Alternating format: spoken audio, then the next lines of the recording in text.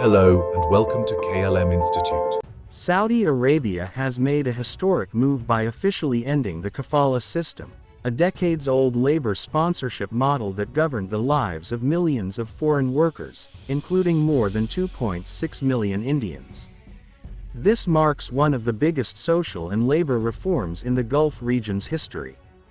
The Kafala system began in the 1950s, when Gulf countries were rapidly developing and needed foreign labor for their oil and construction industries. Under this system, a worker's visa, stay, and job were completely controlled by a local sponsor or employer known as the kafil. That sponsor decided whether a worker could change jobs, leave the country, or even keep their passport. Over the years, this system led to serious abuses. Many workers faced passport confiscation, unpaid wages, and forced labor. There were countless reports of Indian, Bangladeshi, Filipino, and Nepalese workers being trapped in poor conditions, unable to return home.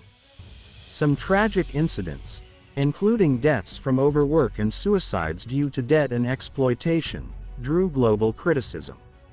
Human rights organizations repeatedly described the Kafala system as modern-day slavery. So, why did Saudi Arabia finally decide to end it? The reform is part of King Salman's and Crown Prince Mohammed bin Salman's Vision 2030 plan, aimed at modernizing Saudi Arabia's economy and improving its global image. The leadership wanted to show the world that Saudi Arabia is ready for transformation, from oil dependence to a modern, knowledge-based economy, and that it respects international labor standards. By ending the Kafala system, Saudi Arabia wants to attract more skilled workers, foreign investment, and build trust with international partners. It's also a response to long-standing international pressure from labor rights groups, and countries like India that demanded fair treatment for their citizens working in Saudi Arabia.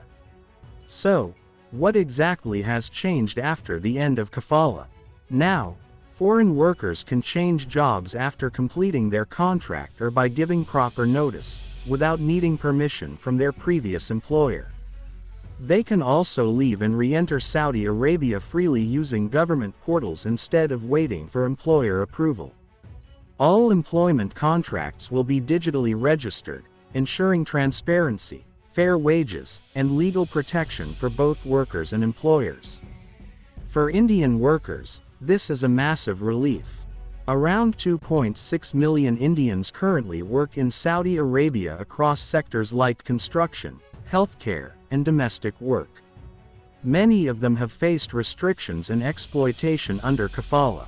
The new reform means Indian workers will have more freedom, better mobility, and improved job security.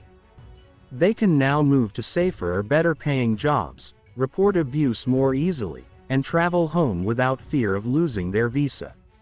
However, challenges remain. Some smaller companies and households may still try to hold on to old practices.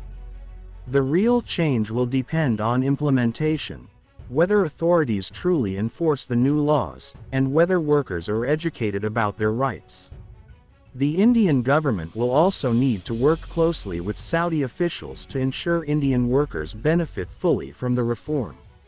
Overall, this is a landmark moment, a step toward dignity, equality, and justice for millions of migrants who have contributed to Saudi Arabia's growth for decades. The end of the Kafala system could reshape the Gulf labor market and give workers across the region a new voice.